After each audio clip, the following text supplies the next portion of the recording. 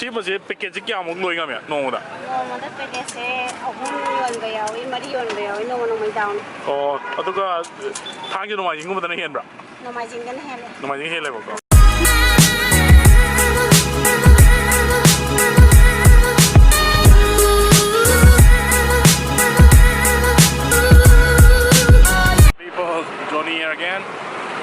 ꯑꯩꯁꯦ ꯃꯇꯝ ꯀꯨꯏꯔꯕꯩ ꯃꯇꯨꯡꯗ ꯑꯃꯨꯛ ꯑꯩ ꯁ꯭ꯇ꯭ꯔꯤꯠ ꯐꯨꯗꯀꯤ ꯃꯇꯥꯡꯗ ꯑꯩ ꯑꯃꯨꯛ ꯀꯥꯞꯆꯔꯛꯀꯦ ꯑꯗꯣ ꯑꯩ ꯉꯁꯤꯁꯦ ꯆꯤꯡꯃꯩꯔꯣꯡ ISBTꯒꯤ ꯃꯅꯥꯛ ꯃꯣꯏꯒꯤ ꯄꯔꯦꯡꯗꯣ ꯈꯣꯡꯅꯥꯡ ꯀꯥꯔꯛꯇꯒꯤ ISBTꯒꯤ ꯄꯔꯦꯡꯗꯣ ꯑꯗꯨꯏꯗ ꯂꯩ ꯑꯗꯣ ꯑꯩꯒꯤ ꯉꯁꯤꯒꯤ ꯌꯨꯇ꯭ꯌꯨꯕꯀꯤ ꯁꯤꯒꯤ ꯚꯤꯗꯤꯑꯣꯁꯦ ꯅꯍꯥꯟ ꯃꯃꯥꯡꯗ ꯑꯩꯅ ꯑꯦꯄꯤꯁꯣꯗ ꯃꯌꯥꯝ ꯇꯧꯈꯤꯕ ꯁ꯭ꯇ꯭ꯔꯤꯠ ꯐꯨꯗ ꯃꯌꯥꯝ ꯑꯩꯈꯣꯏꯒꯤ ꯏꯁꯥ ꯊꯕꯛ ꯄꯤꯖꯕꯒꯤ ꯃꯇꯥꯡꯗ ꯈꯤꯇꯪ ꯃꯣꯇꯤꯚꯦꯁꯅꯦꯜ ꯑꯣꯏꯗꯅꯕ ꯍꯥꯏꯗꯅ ꯑꯩ ꯚꯤꯗꯤꯑꯣ ꯈꯔ ꯊꯥꯡꯒꯠꯆꯈꯤꯕꯗꯣ ꯑꯗꯨꯒꯤ ꯃꯈꯥ ꯇꯥꯔꯛꯄ ꯑꯣꯏꯅ ꯉꯁꯤꯁꯨ ꯑꯩꯈꯣꯏꯒꯤ ꯅꯍꯥ ꯃꯌꯥꯝ ꯑꯩꯈꯣꯏꯒꯤ ꯃꯅꯤꯄꯨꯔꯒꯤꯀꯣ ꯏꯆꯤꯟ ꯏꯅꯥꯎ ꯃꯌꯥꯝꯅ ꯅꯨꯡꯗꯥꯡ ꯍꯧꯖꯤꯛ ꯄꯨꯡ 6:30 8 ꯇꯥꯁꯜꯂꯛꯀꯗꯧꯔꯦ ꯑꯗꯨ ꯁꯤ ꯁ꯭ꯇ꯭ꯔꯤꯠꯇ ꯃꯌꯥꯝ ꯃꯣꯏ ꯑꯆꯥ ꯑꯊꯛ ꯃꯌꯥꯝ ꯑꯃ ꯌꯣꯜꯂꯤꯀꯣ ꯑꯗꯨ ꯑꯩ ꯃꯊꯪ ꯀꯥꯞꯆꯔꯛꯀꯦ ꯃꯣꯏꯒꯁꯨ ꯍꯥꯏꯐꯦꯠ ꯋꯥꯔꯤ ꯁꯥꯟꯅꯔꯒ ꯑꯋꯥ ꯅꯨꯡꯉꯥꯏ ꯑꯗꯨ ꯍꯥꯏꯐꯦꯠ ꯃꯣꯏꯒ ꯋꯥꯔꯤ ꯁꯥꯟꯅꯖꯔꯛꯀꯦ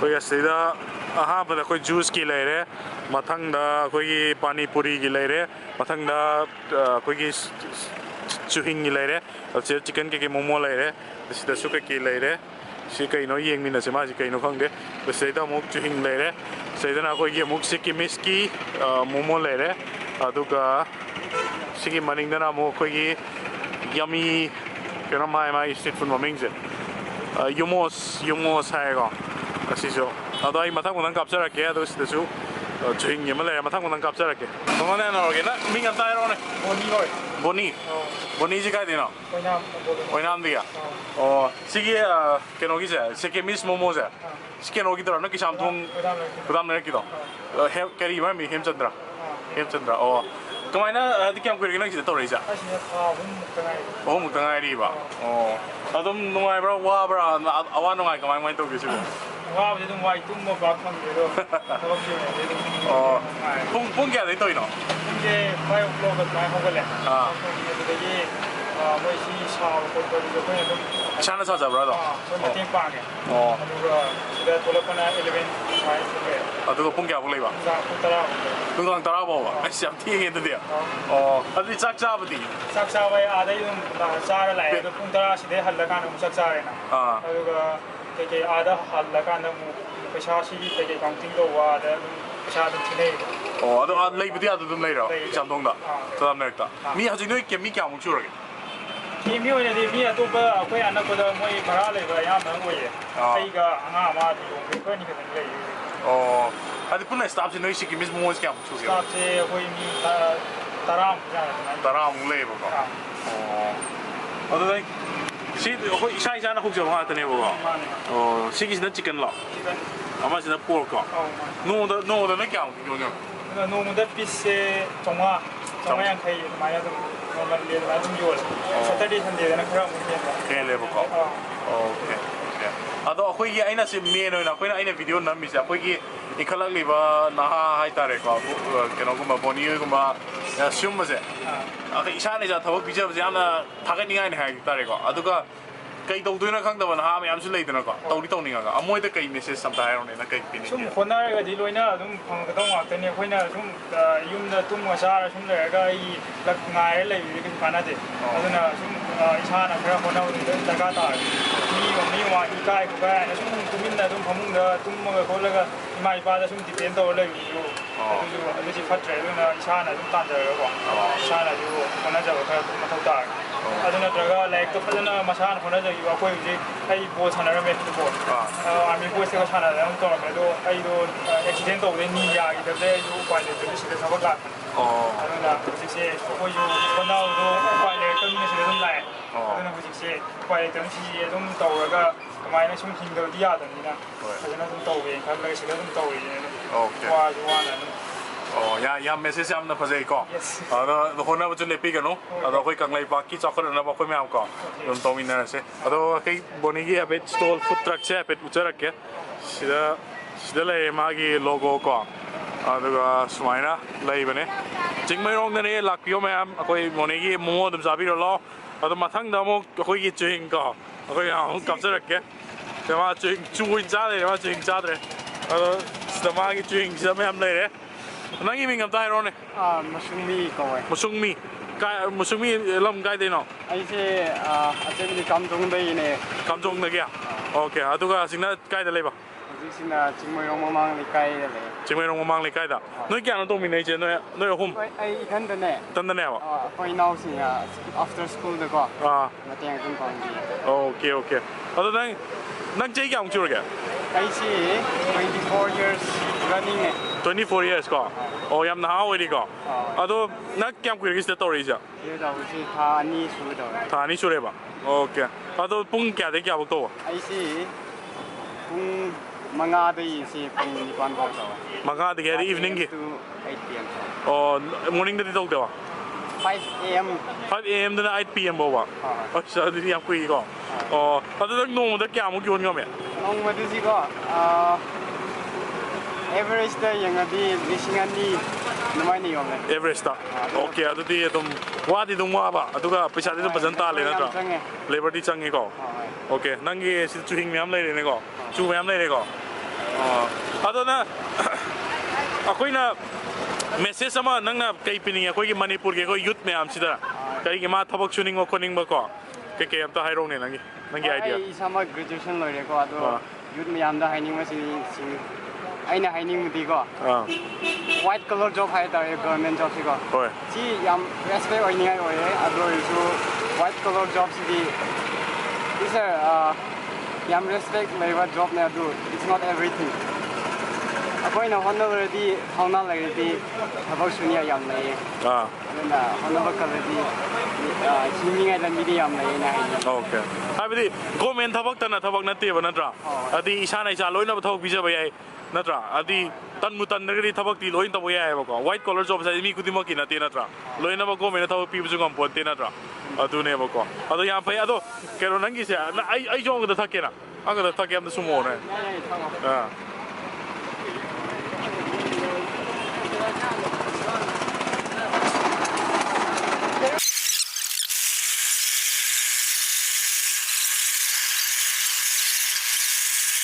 ꯅꯪꯅ ꯀꯥꯏꯗꯩꯅꯣ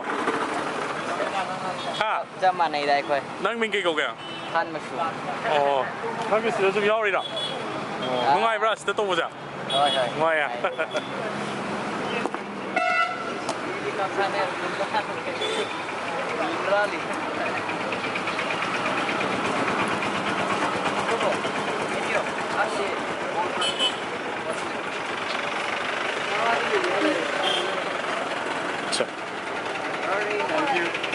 ꯑꯗꯨꯝ ꯍꯜꯂꯛꯑꯅꯣ ꯌꯥꯔꯦ ꯅꯪ ꯄꯥꯏꯖꯔꯣ ꯉꯁꯤ ꯅꯪꯒꯤ ꯑꯣꯏꯖꯔꯣ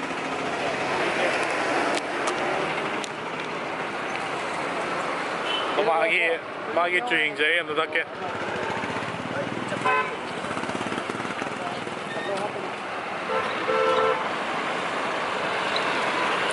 ꯑꯗꯣ ꯃꯌꯥꯝ ꯑꯩꯅ ꯁꯨꯝ ꯁꯤ ꯅꯝꯖꯔꯛꯏꯁꯦ ꯀꯩꯝ ꯅꯠꯇꯦꯀꯣ ꯑꯩꯈꯣꯏ ꯃꯅꯤꯄꯨꯔꯁꯤꯗ ꯇꯁꯦꯡꯅ ꯌꯥꯝ ꯋꯥꯔꯕ ꯂꯝꯅꯦ ꯑꯩ ꯍꯥꯟꯅꯁꯨ ꯃꯃꯥꯡꯗ ꯌꯥꯝ ꯍꯥꯏꯖꯈ꯭ꯔꯦ ꯑꯗꯨꯅ ꯃꯇꯝ ꯃꯥꯡꯍꯟꯕꯒꯤ ꯊꯕꯛꯁꯦ ꯍꯧꯖꯤꯛꯇꯤ ꯇꯧꯕꯤꯔꯅꯨꯀꯣ ꯊꯕꯛꯁꯦ ꯍꯧꯖꯤꯛ ꯑꯩꯈꯣꯏ ꯏꯅꯥꯎꯁꯤꯡꯅꯁꯨ ꯍꯥꯏꯔꯤꯕ ꯍꯧꯖꯤꯛ white collar jobs government jobs ꯃꯌꯥꯝꯁꯦ ꯒꯣꯔꯃꯦꯟꯅꯗꯤ ꯑꯩꯈꯣꯏ ꯃꯤ ꯈꯨꯗꯤꯡꯃꯛ ꯒ꯭ꯔꯦꯖꯨꯑꯦꯁꯟ ꯂꯣꯏꯔꯕ ꯃꯌꯥꯝ ꯑꯗꯒꯤ ꯑꯩꯈꯣꯏꯒꯤ ꯌꯥꯝꯅ ꯑꯦꯖꯨꯀꯦꯇꯦꯠ ꯑꯣꯏꯔꯕ ꯌꯨꯠ ꯃꯌꯥꯝꯁꯦ ꯂꯣꯏꯅꯃꯛ ꯊꯕꯛ ꯄꯤ ꯉꯝꯄꯣꯟꯇꯦꯀꯣ ꯑꯗꯨꯅ ꯏꯁꯥꯅ ꯏꯁꯥ ꯊꯕꯛ ꯈꯔ ꯄꯤꯖꯗ꯭ꯔꯒꯗꯤ ꯊꯕꯛ ꯂꯩꯇꯦ ꯅꯠꯇ꯭ꯔ ꯊꯕꯛ ꯉꯥꯏꯅꯔꯤ ꯍꯥꯏꯗꯅ ꯑꯗꯨꯃꯥꯏꯅ ꯃꯇꯝ मांगन तौरनो हजिक माना तौरीसे नोंदा अराउंड 2000 रुपीस को योनब ngame hai aduna adum fajana di adum revenue adum generate tawba yaw thawak ni ko si chuing khang tawbada aduna adum mayam su dum kai ikai ninga lete adum thawak si dum mayam si dum tawbiro lo ado ai mathang mathang kapchara ke ai chuing jam thakki ke ado ai mathang mathang yenga jara ke mayam sa adu imagi mingam ta habiro ne apem to apem kai de gina borong pat de kya o kyang kuir gi si tawbi ba ha padria o kari pono da habiro ne yon biri se sansa thong ma ko o amti yeng je ke ne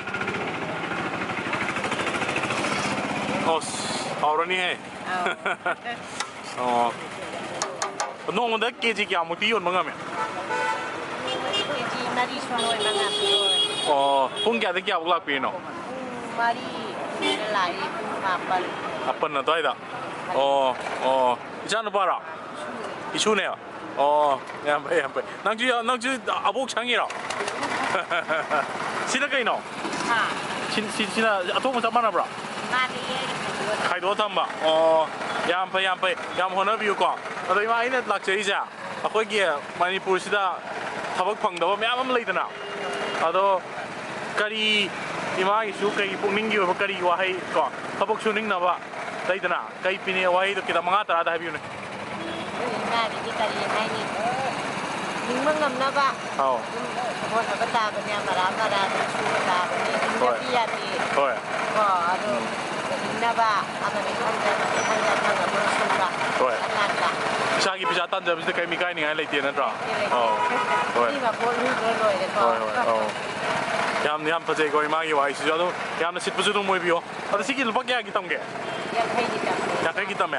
Sama ga tam biro moi video ka pu ke. Tam biro moi halak ko lor ge ko. Ado mathang na mo ka yeng na se. Ado video ka pa ke ko mathang wada. Tai kai momo ro. Kai no ni hoisina. Momo ga da.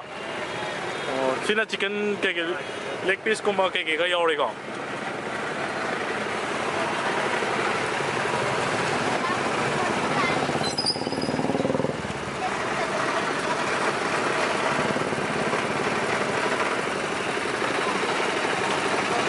방금 뭐뭐 자더라. 자. 레뷰. 나 이쁜 게 어떻게 먹래? Nga để nha. Sai chứ vậy. Mga ai trên nông tin gì có?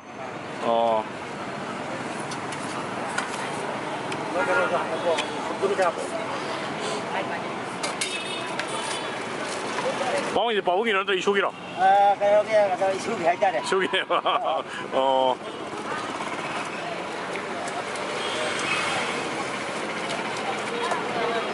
Kaya kui rin ang sida dito po da. Ta kaya ang para kaya. Ta padri ya. Yung di kay lam da kaya. Tobal. Kawa da kaya. Yung nang ay singa may din eh. Adi hana kawarom da na torom bo torom mira na tra sida dum direct lai ra. Kawa torom. Torom me ba. Okay. Ek sup je hao do ma le.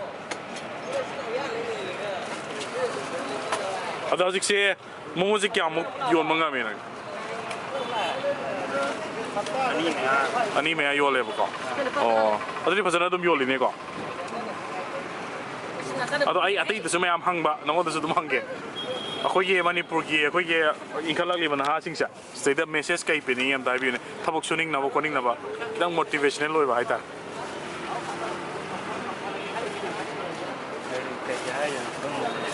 Lay na. Ako'y ikay nga lay tiya to tawag din. Ado yam pa ba mo? Oy, ado ne. Ado kiso ay na sum video sinami se. Mayam do sum moy mayam se uraga. Tapos suning ma mo po na kita na malak ne ba. Ado gini da.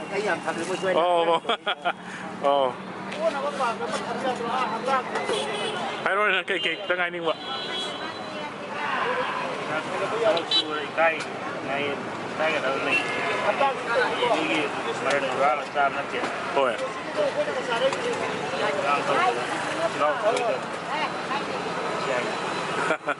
Nó nhầm tấp mà lại có. Ya nhầm phải. Padahal si Poiro. Tang. Ako'y umungsigi panipuri siya mga pijeng mina siya panipuri pa mami miyam yung wibo to. Ado like to wiro panipuri to. Still later, ako'y panipuri ki stall later. Di ba si Kadi no? Làm nó cài. Dahil na ka? Kaya ang kagis ito wa? Sahi em phazela ka. Sahi pare po ko. Panipuri ka kanya mo yoli siya. Panipuri. Panipuri sa alay no? Di ba ra? Panipuri sidi kamain na sidi ready made lako dura kamain tayo no? Ready made lako dura ko.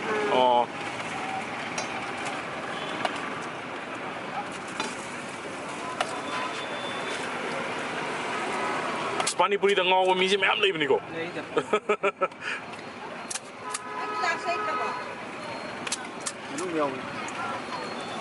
Ada siapa kena je package kya mo loy ngam ya no da. No da package ahum yon ga yaw mari yon ga yaw no no mai down. Aduga thang ju no ma jing ko da na hen bra. No mai jing ga na hen. No ma jing hen le ko.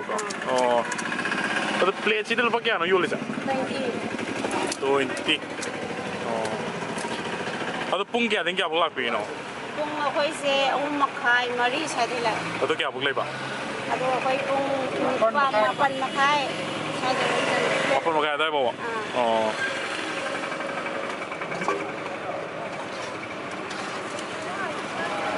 ꯑꯩꯈꯣꯏ ꯏꯇꯩꯃꯒꯤ ꯄꯥꯅꯤꯄꯨꯔꯤ ꯁꯤꯗ ꯂꯩꯔꯦ ꯑꯗꯣ ꯆꯤꯡꯃꯩꯔꯣꯡ ꯀꯩꯅꯣꯗꯅꯤꯀꯣ ꯑꯩꯅ ꯂꯩꯔꯤꯁꯦ ꯁ꯭ꯋꯥꯏꯒꯤ ISBT ꯒꯤ get ꯍꯦꯛ ꯃꯃꯥꯡꯗ ꯑꯗꯨꯝ ꯂꯩꯔꯦ ꯑꯗꯣ ꯑꯩꯈꯣꯏ ꯃꯅꯤꯄꯨꯔꯒꯤꯅꯦ ꯅꯍꯥ ꯁꯨꯝ ꯏꯟꯈꯠꯂꯛꯂꯤꯕ ꯃꯌꯥꯝ ꯂꯩꯗꯅꯀꯣ ꯊꯕꯛꯇꯤ ꯁꯨꯅꯤꯡꯉ ꯀꯩꯗꯧꯗꯣꯏꯅꯣ ꯈꯪꯗꯕ ꯃꯌꯥꯝ ꯑꯃꯁꯨ ꯂꯩꯀꯣ ꯑꯗꯨꯒ ꯁꯨꯅꯤꯡꯗꯕ ꯃꯌꯥꯝ ꯑꯃꯁꯨ ꯂꯩꯀꯣ ꯑꯁꯦꯡꯕ ꯍꯥꯏꯔꯒꯗꯤ ꯌꯥꯎꯋꯦ ꯑꯗꯣ ꯃꯣꯏꯁꯤꯡꯁꯤꯗ ꯀꯔꯤ ꯃꯦꯁꯦꯖ ꯄꯤꯅꯤꯡꯉꯦ ꯑꯗꯣ ꯑꯝꯇ ꯍꯥꯏꯕꯤꯌꯨꯅꯦ ꯃꯣꯏꯁꯨ ꯑꯩꯈꯣꯏꯗꯧꯅ ꯁꯨꯃꯥꯏꯅ ꯄꯩꯁా ꯀꯟꯅ ꯇꯥꯜꯂꯒ ꯄꯩꯁꯥ ꯄꯥꯏꯍꯟꯅꯤꯡꯉꯤ ꯑꯣ ꯍꯣꯏ ꯑꯗꯨ ꯁꯨꯕ ꯅꯣꯡꯃꯗꯤ ꯈꯔ ꯀꯟꯕ ꯇꯥꯔꯦ ꯅꯠꯇ꯭ꯔꯅꯦ ꯁꯨꯕ ꯅꯣꯝꯕ ꯀꯟꯗ꯭ꯔꯒꯗꯤ ꯀꯥꯏꯗꯒꯤ ꯄꯩꯁꯥ ꯂꯥꯛꯀꯅꯤ ꯍꯣꯏ ꯍꯣꯏ ꯑꯣ ꯍꯣꯏ ꯌꯥꯝ ꯁꯤꯠꯄꯁꯨ ꯑꯣꯏꯕꯤꯔꯣ ꯑꯩ ꯃꯊꯪ ꯑꯝꯇ ꯀꯥꯞꯆꯔꯨꯈꯤꯒꯦ ꯁꯤꯗꯁꯨ ꯑꯩꯈꯣꯏꯒꯤ ꯁ꯭ꯇ꯭ꯔꯤꯠ ꯐꯨꯗꯀꯤ ꯑꯗꯣ ꯑꯃꯔꯣꯝꯗ ꯁꯤꯗꯩꯗ ꯑꯃꯨꯛ ꯑꯩꯈꯣꯏ ꯑꯌꯥꯝꯕꯅ ꯃꯣꯃꯣ ꯉꯥꯛꯇꯔꯥ ꯃꯣꯃꯣ ꯉꯥꯛꯇ ꯆꯤꯀꯟ ꯃꯣꯃꯣ ꯉꯥꯛꯇꯅꯦꯕꯀꯣ ꯑꯣ ꯁꯤꯗꯩꯗ ꯑꯩꯈꯣꯏꯒꯤ ꯃꯅꯤꯄꯨꯔ ꯁꯤꯃꯤꯠ ꯏꯍꯧ ꯂꯨꯞ ꯃꯁꯦꯜ ꯑꯩꯈꯣꯏꯒꯤ ꯁꯤꯗꯩꯗ ꯑꯩꯈꯣꯏꯒꯤ ꯇꯣꯉꯥꯟꯅ ꯒ꯭ꯔꯨꯞ ꯑꯃ ꯁꯦꯝꯃꯒ ꯏꯁꯥꯅ ꯏꯁꯥ ꯊꯕꯛ ꯄꯤꯖꯕꯒꯤ ꯑꯩꯈꯣꯏ ꯒ꯭ꯔꯨꯞ ꯑꯃ ꯌꯥꯝ ꯐꯖꯕ ꯒ꯭ꯔꯨꯞꯅꯤꯀꯣ ꯁꯤꯒꯤꯁꯦ ꯃꯈꯣꯏꯒꯤꯁꯦ ꯕꯖꯥꯔꯗꯁꯨ ꯂꯩꯌꯦꯕꯀꯣ ꯅꯣꯏꯒꯤ ꯒ꯭ꯔꯨꯞꯁꯦꯀꯣ ꯑꯗꯨꯒ ꯁꯨꯃꯥꯏꯅ ꯒ꯭ꯔꯨꯞ ꯑꯃ ꯁꯦꯝꯃꯒ ꯅꯣꯏ ꯋꯥꯈꯜ ꯃꯥꯟꯅꯕ ꯃꯁꯦꯟ ꯍꯥꯏꯇꯥꯔꯦꯀꯣ ꯑꯗꯨꯃꯥꯏꯅ ꯇꯧꯔꯒ ꯄꯩꯁꯥ ꯁꯦꯟ ꯇꯥꯟꯃꯤꯟꯅꯕꯅꯦꯕ ꯊꯦꯡꯅ ꯍꯥꯏꯔꯒꯗꯤ ꯑꯗꯣ ꯃꯤꯡ ꯑꯝꯇ ꯍꯥꯏꯕꯤꯔꯛꯎꯅꯦ ꯑꯃꯨꯖꯥꯎ ꯀꯥꯏꯗꯒꯤꯅꯣ ꯑꯃꯨꯖꯥꯎꯁꯦ ꯑꯣ ꯑꯗꯨꯒ ꯁꯤꯗꯩꯗ ꯁ꯭ꯋꯥꯏꯗ ꯇꯧꯔꯛꯏꯁꯤ ꯀꯌꯥꯝ ꯀꯨꯏꯔꯒꯦ ꯑꯩ ꯀꯨꯏꯗ꯭ꯔꯤ ꯊꯥ 3ꯃꯨꯛ ꯐꯥꯔꯦ ꯑꯣ ꯌꯥꯝ ꯀꯨꯏꯗ꯭ꯔꯤꯀꯣ ꯅꯣꯏꯁꯤ ꯇꯧꯅꯔꯤ ꯃꯌꯥꯝꯁꯦ ꯑꯁꯤꯁꯨ ꯊꯥ 2 ꯈꯛꯇꯪ ꯉꯥꯏꯔꯤ ꯍꯥꯏ ꯑꯗ ꯑꯁꯤꯕꯨꯗꯤ ꯀꯨꯏꯔ ꯃꯥꯜꯂꯦ ꯑꯇꯩꯗꯤ ꯃꯣꯏꯁꯨ ꯀꯨꯏꯗ꯭ꯔꯤ ꯍꯥꯏ ꯑꯃ ꯑꯣ ꯌꯥꯝ ꯐꯩ ꯑꯗꯣ ꯄꯨꯡ ꯀꯌꯥꯗꯒꯤ ꯀꯌꯥꯐꯥꯎ ꯇꯧꯒꯦ ꯄꯨꯡ 11ꯗꯒꯤ ꯇꯧꯗꯨꯅ ꯄꯨꯡ 9 ꯐꯥꯎ ꯍꯥꯡꯕ ꯌꯥꯎꯋꯦ 8 ꯐꯥꯎ ꯍꯥꯡꯕ ꯌꯥꯎꯋꯦ ꯑꯣ ꯏꯁꯥꯅ ꯁꯥꯖꯕ꯭ꯔꯥ ꯃꯣꯃꯣꯁꯤꯗꯤ ꯃꯣꯃꯣꯁꯤ ꯏꯁꯥꯅ ꯁꯥꯖꯕ ꯅꯠꯇꯦ ꯑꯩꯈꯣꯏ ꯇꯣꯉꯥꯟꯅ ꯁꯥꯟꯅ ꯃꯤ ꯊꯝꯃꯦ ꯁꯥꯟꯅꯕ ꯃꯤ ꯊꯝꯃꯦꯕꯀꯣ ꯑꯗꯣ ꯄꯨꯟꯅ ꯃꯤ ꯀꯌꯥꯃꯨꯛ ꯂꯩꯒꯦ ꯅꯣꯏ ꯄꯨꯟꯅ ꯃꯤ 3 ꯂꯩꯌꯦꯕꯀꯣ ꯑꯣꯀꯦ ꯌꯥꯝ ꯐꯩ ꯅꯪ ꯃꯣꯃꯣꯁꯨ ꯑꯝꯇ ꯌꯦꯡꯉꯤꯅꯦ ꯃꯊꯛ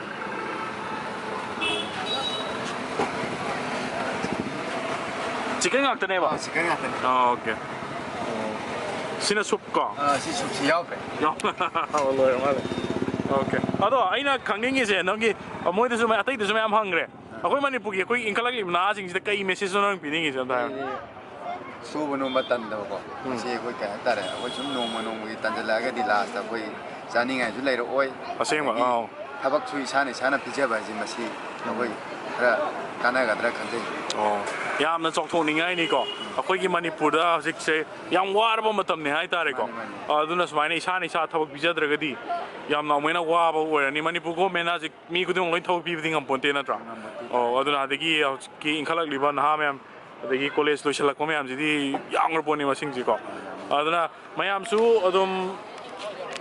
ꯑꯩꯅ ꯍꯟꯖꯟꯅ ꯑꯗꯨꯝ ꯍꯥꯏꯖꯕꯗꯨꯅꯦ ꯑꯗꯨꯅ ꯊꯕꯛꯁꯦ ꯑꯗꯨꯝ ꯁꯨꯕ ꯍꯧꯕꯤꯌꯣ ꯀꯩ ꯇꯧꯗꯣꯏꯅꯣ ꯈꯪꯗꯦꯅ ꯁꯨꯝ ꯂꯩꯊꯣꯛꯑꯒꯗꯤ ꯃꯇꯝ ꯃꯥꯡꯕ ꯍꯥꯏꯁꯦ ꯃꯇꯝ ꯍꯥꯏꯁꯦ ꯑꯃꯨꯛ ꯍꯟꯅ ꯍꯜꯂꯔꯣꯏꯗꯕ ꯄꯣꯠꯅꯤꯀꯣ ꯑꯗꯨꯅ ꯑꯃꯨꯖꯥꯎ ꯍꯣꯏꯒꯨꯝꯕ ꯃꯌꯥꯝ ꯑꯁꯤꯗ ꯕꯣꯕꯤ ꯍꯣꯏꯒꯨꯝꯕ ꯁꯤꯗꯩꯗ ꯂꯩꯔꯤꯕ ꯃꯌꯥꯝ ꯃꯈꯣꯏꯒꯤ ꯃꯇꯨꯡ ꯏꯜꯂꯛꯑꯒ ꯃꯈꯣꯏꯗꯒꯤꯁꯨ ꯈꯤꯇꯪ ꯏꯟꯁꯄꯤꯔꯦꯁꯅꯦꯜ ꯑꯣꯏꯔꯒꯀꯣ ꯄꯨꯛꯅꯤꯡ ꯊꯧꯒꯠꯄ ꯌꯥꯕ ꯃꯈꯣꯏꯒꯤ ꯋꯥꯍꯩꯁꯤꯡꯁꯤ ꯇꯥꯔꯒ ꯑꯩꯁꯨ ꯍꯌꯦꯡꯗꯒꯤ ꯊꯕꯛ ꯇꯧꯔꯒꯦ ꯍꯥꯏꯕꯗꯣ ꯑꯗꯨꯃꯥꯏꯅ ꯊꯣꯛꯄꯤꯔꯛꯑꯣ ꯃꯌꯥꯝꯁꯨ ꯑꯗꯣ ꯑꯩꯈꯣꯏ ꯃꯅꯤꯄꯨꯔꯒꯤ ꯑꯩꯈꯣꯏ ꯀꯪꯂꯩꯄꯥꯛ ꯀꯣ ꯀꯪꯂꯩꯄꯥꯛꯁꯤ ꯈꯤꯇꯪꯗ ꯑꯣꯏꯁꯨ ꯑꯍꯣꯡꯕ ꯑꯃ ꯄꯨꯔꯛꯅꯕꯒꯤꯗꯃꯛꯇ ꯃꯌꯥꯝ ꯁꯤꯒꯤ ꯃꯦꯁꯦꯖꯁꯦ ꯑꯩ ꯄꯤꯖꯕꯅꯦ ꯑꯗꯣ ꯑꯩ ꯃꯊꯪꯁꯨ ꯀꯥꯞꯆꯔꯛꯀꯦ ꯌꯥꯝ ꯋꯥꯠꯂꯤ ꯑꯩꯈꯣꯏꯒꯤ ꯆꯤꯡꯃꯩꯔꯣꯡꯒꯤ ꯁ꯭ꯇ꯭ꯔꯤꯠ ꯐꯨꯗ ꯃꯌꯥꯝꯁꯦ ꯑꯩ ꯃꯊꯪꯁꯨ ꯀꯥꯞꯆꯔꯛꯀꯦ ꯍꯧꯖꯤꯛ ꯃꯈꯥ ꯇꯥꯔꯛꯄ ꯑꯣꯏꯅ ꯑꯩꯈꯣꯏꯒꯤ ꯐꯨꯗ ꯇ꯭ꯔꯛꯇꯀꯣ ꯑꯩꯈꯣꯏꯒꯤ ꯁꯤ ꯖꯨꯁꯀꯨꯝꯕ ꯃꯤꯜꯛ ꯁꯦꯛꯀꯨꯝꯕ ꯌꯣꯟꯕ ꯑꯃꯁꯨ ꯂꯩꯔꯦ ꯁꯤꯗ ꯃꯦꯅ꯭ꯌꯨꯗ ꯍꯥꯟꯅ ꯌꯦꯡꯕꯤꯌꯨ ꯑꯩꯈꯣꯏꯒꯤ ꯁꯤ ꯃꯤꯜꯛ ꯁꯦꯛꯇ ꯕꯅꯥꯅꯥ ꯁꯦꯛ ꯑꯗꯩ ꯆꯣꯀꯣ ꯕꯅꯥꯅꯥ ꯀꯣ ꯑꯗꯒꯤ ꯆꯣꯀꯣ ꯁꯦꯛ ꯁ꯭ꯇ꯭ꯔꯣꯕꯦꯔꯤ ꯃꯌꯥꯝ ꯌꯥꯎꯔꯦ ꯀꯤꯋꯤ ꯌꯥꯎꯔꯦ ꯃꯦꯡꯒꯣ ꯌꯥꯎꯔꯦ ꯖꯨꯁꯇ ꯂꯥꯏꯝ ꯀꯩꯀꯩ ꯃꯌꯥꯝ ꯌꯥꯎꯔꯦꯀꯣ ꯑꯗꯨꯒ ꯁꯤꯒꯤ ꯐꯨꯗ ꯇ꯭ꯔꯛꯅꯦ ꯑꯩꯈꯣꯏ ꯐꯨꯗ ꯇ꯭ꯔꯛꯁꯦ ꯁꯨꯃꯥꯏꯅ ꯑꯣꯟꯊꯣꯛꯑꯒ ꯇꯧꯕꯅꯦ ꯁꯤꯁꯨ ꯑꯗꯨꯝ ꯆꯤꯡꯃꯩꯔꯣꯡꯒꯤꯗ ꯑꯗꯨꯝ ꯄꯔꯦꯡꯗ ꯑꯗꯨꯝ ꯂꯩꯔꯦꯀꯣ ꯑꯩꯈꯣꯏ ꯁꯤꯒꯤ ꯃꯊꯛꯇ ꯑꯗꯨꯝ ꯑꯩꯈꯣꯏꯒꯤ ꯅꯥꯏꯟ ꯍꯤꯜꯁ ꯕꯤꯁꯇ꯭ꯔꯣꯒꯤ ꯍꯦꯛ ꯃꯈꯥꯗ ꯑꯗꯨꯝ ꯂꯩꯔꯦ ꯑꯗꯣ ꯌꯦꯡꯃꯤꯟꯅꯁꯦ ꯀꯩ ꯇꯧꯕ ꯃꯤꯡ ꯑꯝꯇ ꯍꯥꯏꯕꯤꯌꯨꯅꯦ ꯀꯥꯏꯗꯒꯤꯅꯣ ꯏꯆꯦꯁꯦ ꯁꯣꯝ ꯂꯩꯀꯥꯏꯗꯒꯤ ꯀꯌꯥꯝ ꯀꯨꯏꯔꯒꯦ ꯁꯤ ꯇꯧꯕꯤꯕ ꯀꯨꯏꯔꯦ ꯆꯍꯤ ꯍꯦꯜꯂꯦꯕ ꯑꯣ ꯑꯗꯣ ꯄꯨꯡ ꯀꯌꯥꯗꯒꯤ ꯀꯌꯥꯐꯥꯎ ꯇꯧꯕꯤꯒꯦ ꯄꯨꯡ 9 pung mapan na dai di thong. Ayok kya? Aduga dum nudanggi. Dangi pung nipan makai dai po. Oh, ya sa adil pung try to mong nilay siya. Sakti dum si dum sabi ro Ang hotel dagi lawa sa yum di su ko da e. Ado ko panang da mani mit nga hotel dagi lawa sa. Oh, itan na to siya. Angang amaga taw me angang de exam tha di di than da taw. Wa di wa bra. Wa to. Ayam da. Wa jara zu isangi tong jabo to. Nina sina di wakal di nuai ro nila. Oh, aduk habdi akhoi इचेना समाना check तौबीर इसे हाइबदी सिदा करी वकलदगी समाना तौबीगी ये को क्या दुबा आइना थोकी रखे ना सिको adum tawong khangda ba hai ta ne ko ade da sum samane taw da na ngai da na dum bila chutin ba se chu tan ba mai se chu lai da na adu khala ga so yape adu ji aina hangjani gi se adu mayam da suloi hangjabudune adu akoi gi manipur gi Imphal li na sing se sida kari message pi ni ado ta bi ne kai gi thabok suning na ba koning na ba ko adum moi ju samane sen tan ni ne ko ade sam sa sa bi mo ta dum apa fresh boy ba bumba ade bi ju sa pha ga da na ta ni ne se su ko se wona cha ba thak ba ade bi adum matamangan bi mo ta samana aina hang sa na ma pa ma da su hang ba sem si mag na traga su lai di da na mai mama su ko su hang ba pa se pa yam mangko no view ko aduga atopa Kangleicha sing da su sumaina che gi message ya adum yo go ja suno aduga manipur da all ma puja na ba oh ya no ai je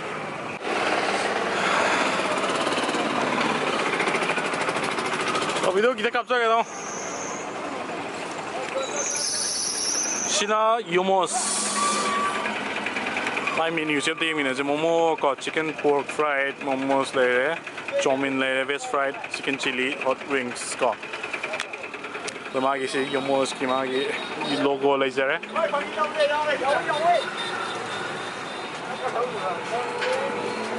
Kamu sih punya ada yang lain mga digi na pamakat. Nung din gigo. Oh. Yung mo sila kasi ka samtong nila yung mudra. Samtong loy. Loy rin ko. Oh, signa food truck ko ito ba. Oh. Okay. Isa ita na to biro na ka. Yung digi yama mo to. Oh. Ado si Chingmeirong sila live si kaya kuya kasi ba.